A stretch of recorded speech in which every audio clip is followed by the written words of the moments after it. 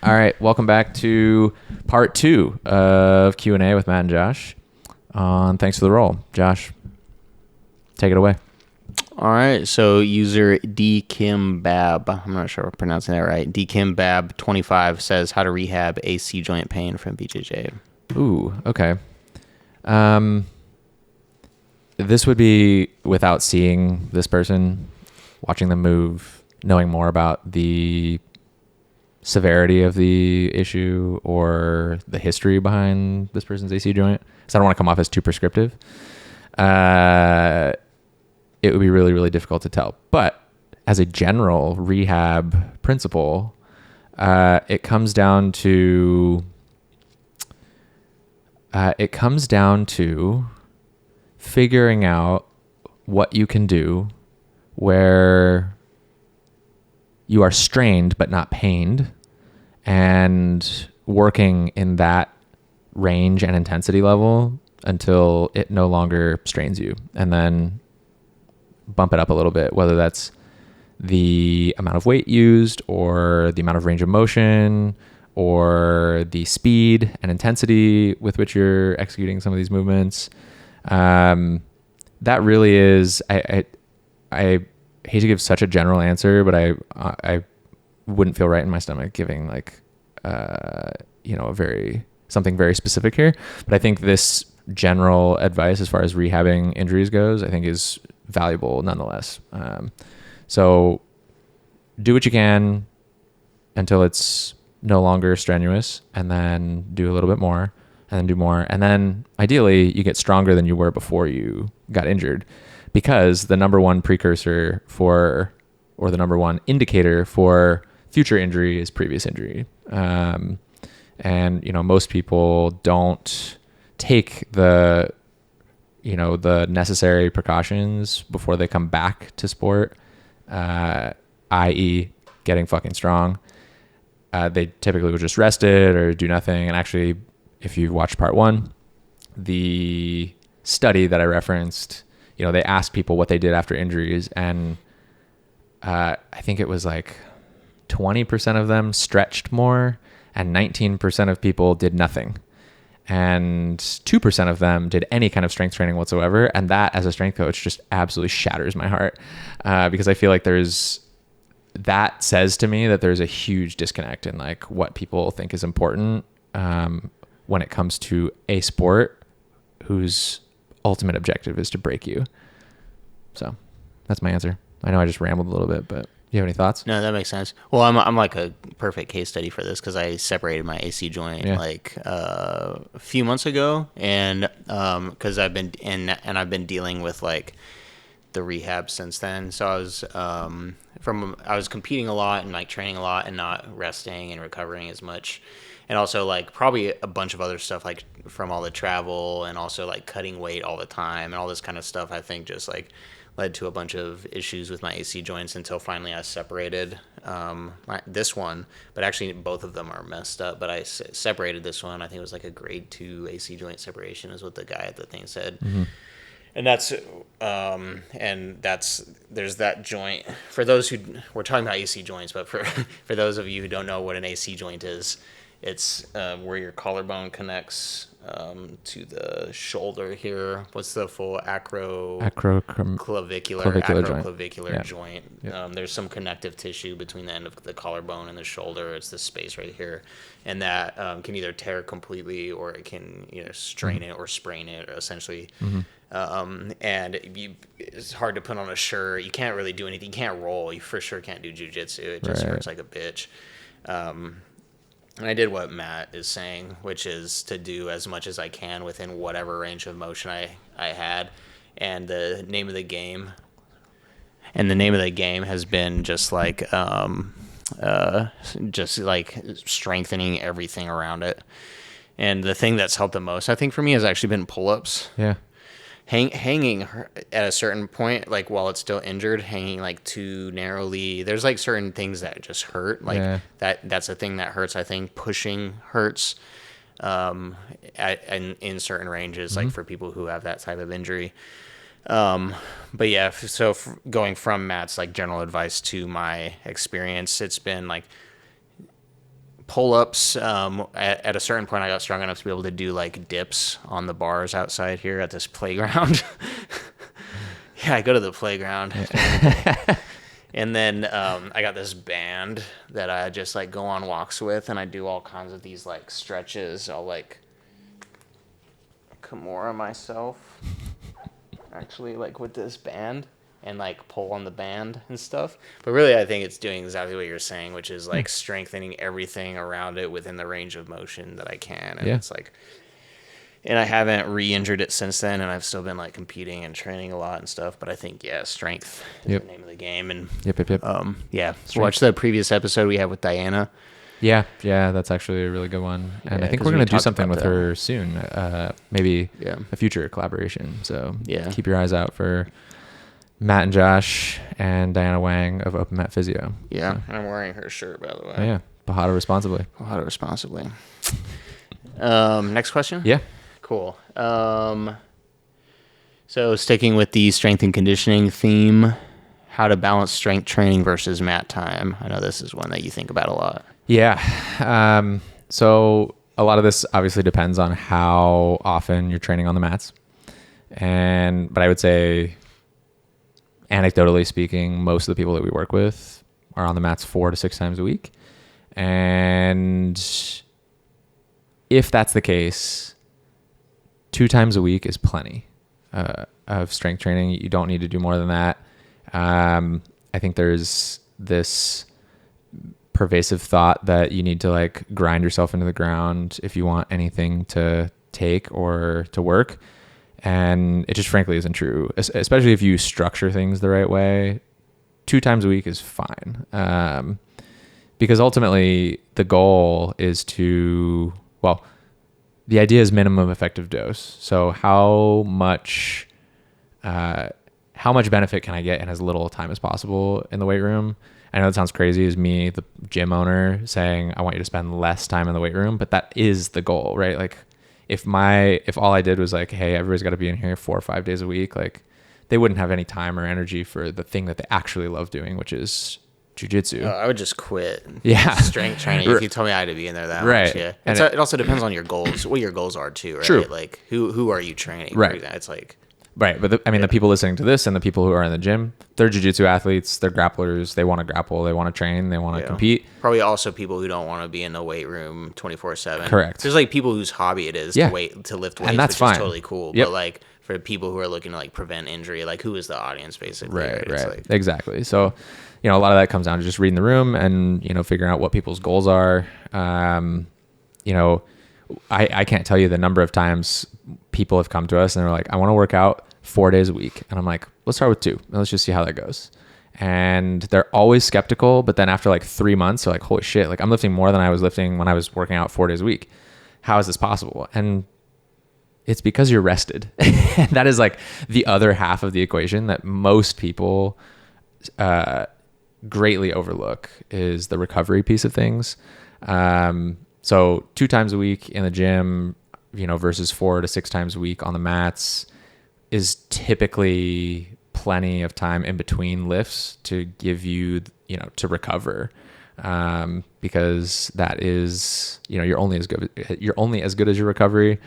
If you're not recovering, then you're ultimately crashing and burning. And, back to your anecdotal, your previous anecdote about, training and, not prioritizing recovery and, kind of how that ended. So, that's how I go about it. I think 2 times a week is plenty. If you're on the mats 3 times a week or less, I'd say you could probably bump up to 3 times a week in the gym and that would be fine. But 2 times a week is plenty. It gives us enough time to like hit everything we need to hit and give you enough time to recover for the next thing. Yeah, you didn't talk about programming at all, but also just if you're saying two days a week in the gym, but you're the question programming? Did I not answer the question? No, the question wasn't. No, the question wasn't programming. It was how to balance strength training versus mat time. I think that just the missing component there is that make sure what you're doing in those 2 days makes sense. Correct. So it's not just about the number of days; it's about what you're doing in those days. Right? Correct. And and so just to very briefly touch on that, address any mobility concerns. Make sure you're getting some like movement prep, like a dynamic warm up, speed and power, so plyometrics, medicine balls. If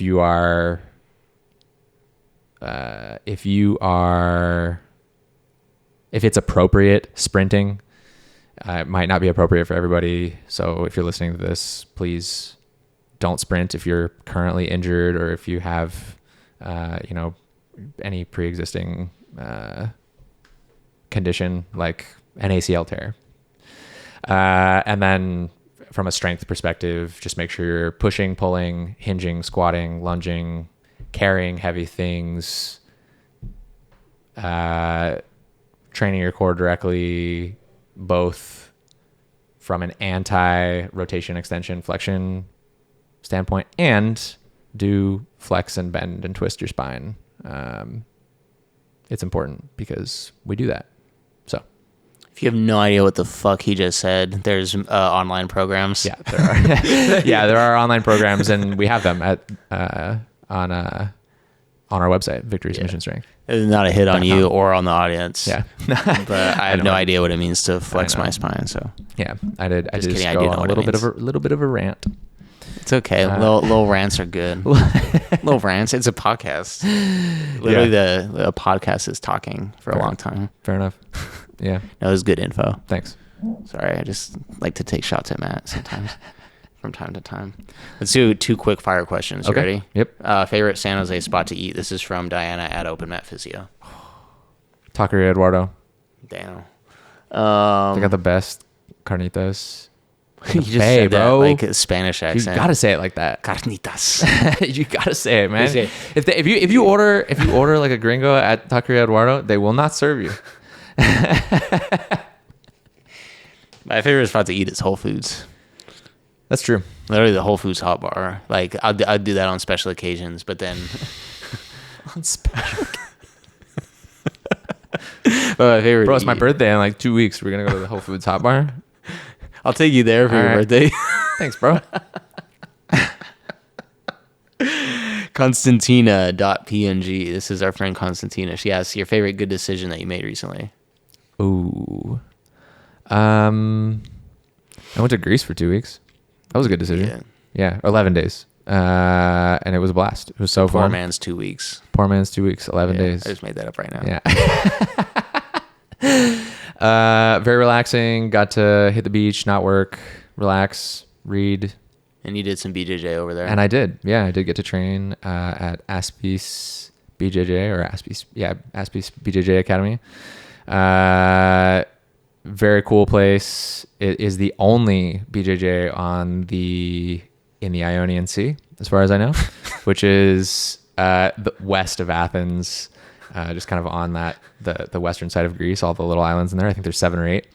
And I looked for jiu-jitsu, and it happened that the one academy on that side of Greece was 15 minutes from where I was staying with my wife's family. And so yeah, I got to go there a couple times and meet a lot of cool people and train and learn some stuff. And we played some games. Actually, it was like kind of a eco-ish hybrid type gym, which was a breath of fresh air because I was really unsure of what I was getting myself into. Yeah. I'm always like now very, very cautious, I guess, about visiting other gyms classes because I just don't want to sit through a 15-minute warm-up and 45 minutes of drills. Yeah. If you're new to the pod and we're wondering what he means by eco, we do this ecological approach training, which is actually, I believe, should be called constraints-led approach training. Right. If you go over to my channel, you'll see me and Matt doing, I record all of our training sessions in the morning, just under the live section of my YouTube channel, Josh Bean BJJ. You'll see us training like that. Look up the ecological approach. Yeah. Anything else on? No, those are the rapid fire questions? Yeah. My favorite good decision I made recently was, I guess this is relatively recent. I quit my full-time job to be a BJJ YouTuber. Yeah, that's recent in the grand scheme of things. Yeah. That was I think that was a good decision. Yeah. It's not very good for my bank account currently, but but for your mental health. For my mental health. Yeah. That's the name of the game. Good job, dude. Thanks. Good job. I'm a little upset that you didn't try to take PayPal down from the inside, a la Office Space. I don't know if I'm allowed to say this. Josh did not. It's a funny joke. It is a funny joke. Yeah. That is a financial comment. Nothing happened. That's all a joke. Seriously, not even saying that as a disclaimer. Yeah. It's like yeah. If you haven't seen Office Space, go watch it. It's a classic. Yeah. But I think their general sentiment toward, what is the company that they work for? I can't remember now. I forget. It doesn't matter. The main character's sentiment toward their place of business, I think, very accurately represents Josh's feelings toward just maybe tech in general. Yeah, I think just corporate work. Yeah. I think it's just a corporate work thing, probably. Yeah. And like Zoom calls. Yeah.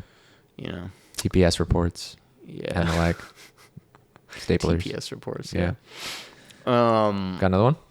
We got a lot of questions. Okay. Yeah. Christy C. Perez asks, is it douchey if on vacay you train at an academy, rent their gi, but bring your own belt? No, it's not. It's not douchey. You should bring your own belt. Yeah. Yeah. I would think that's fairly normal. Yeah. Yeah. Yeah. I visited a Kyra Gracie's academy in Rio de Janeiro, since we're saying stuff in the name. Yeah. Okay, I'm glad you did that. Yeah. The two whitest guys.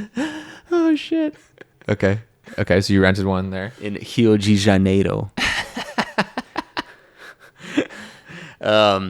Yeah, I had my belt with me. Yeah. But they rent gis. They probably would have given me a belt if I asked for one. Yeah. But, I don't think it's douchey at all. I think you should, definitely bring your belt. Yeah. I don't even know if they would necessarily like have belts for everybody in some cases. Right. But, and also, like, if they didn't, it would be totally okay if you wore like one of their white belts or something. Yeah. It's totally fine. Cares, yeah, nobody was gonna like. Yeah, nobody's gonna care. Yeah. You're cool. Yeah, you good. Boom. Okay, this one's cool. You've competed quite a bit too. We've both competed a lot. Falcons Jiu-Jitsu asks, you've competed in so many IBJJF matches, but which rules would you change in their tournaments, if any? You go. Me go? Yeah. The turning to the inside while ankle locking rule. That's like the one rule that fucks everybody up. Yeah. Is like, how would you change it?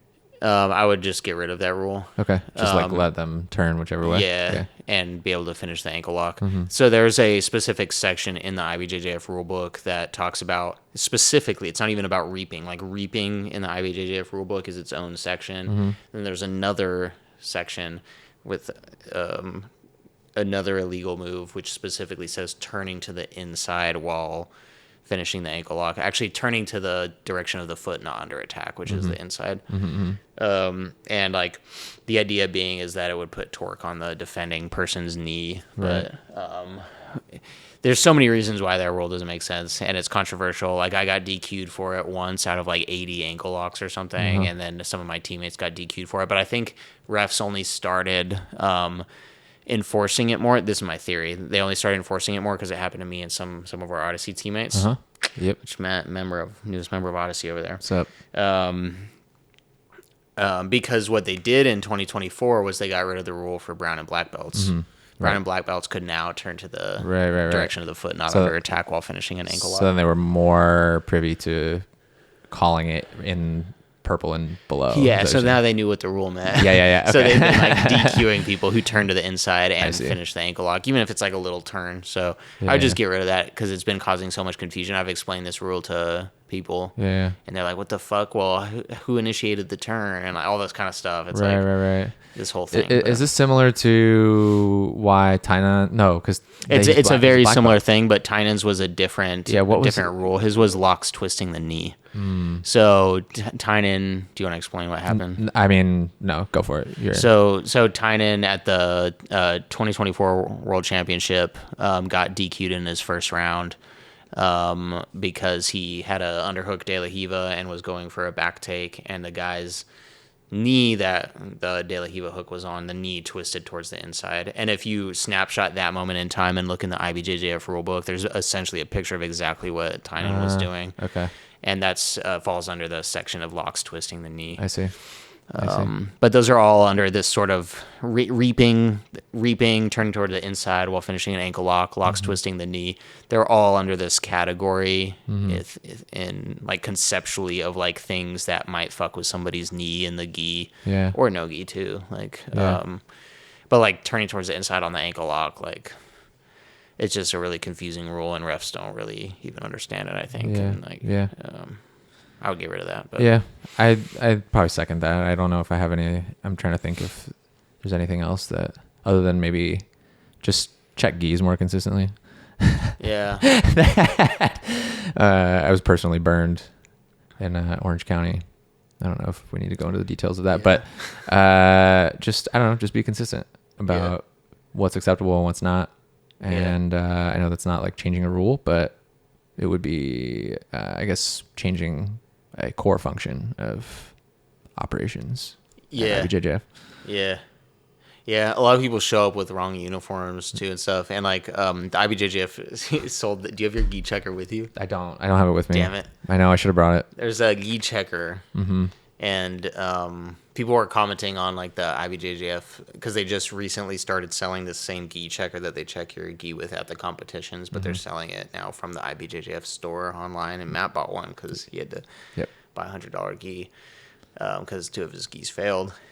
And on the IBJJF store Instagram post, like some people didn't even know what that thing was for, which is strange. Because which is really strange. Yeah, to compete at IBJJF, you have at least one interaction with that tool every time. Yeah. So and why are people following the IBJJF store page who have not competed in IBJJF? Right. It's a conspiracy. Russian bots, bro. It's Russian bots, yeah. But what I was gonna say, while we're airing complaints about IBJJF, is like the lack of warm up mats. Yeah. Yeah. You would think for something as expensive as IBJJF tournaments, they would have a better setup. Dude, it's such a weird thing. Like everybody in the IBJJF has done jujitsu. You don't go and fucking go spar and train without warming up on a mat. Right. Like, why are they having all these people paying like hundreds of dollars to go to tournaments and then telling them to fucking warm up on a basketball floor? Right. Like, what is wrong with you? Yep. Yeah. It's the stupidest thing. Agreed. Yeah. Cool. Anyway. If we could do a whole episode. We could do a whole episode on IBJJF grievances for sure. Yeah. But I love you, IBJJF. I'm like, I got Stockholm syndrome? Yeah. Stockholm syndrome. Yeah, I got Stockholm syndrome. You need them. Yeah, I need the IBJJF. Yeah. Do we want to cut it here? Let's do one more. One more question? Yeah, one more question. All right.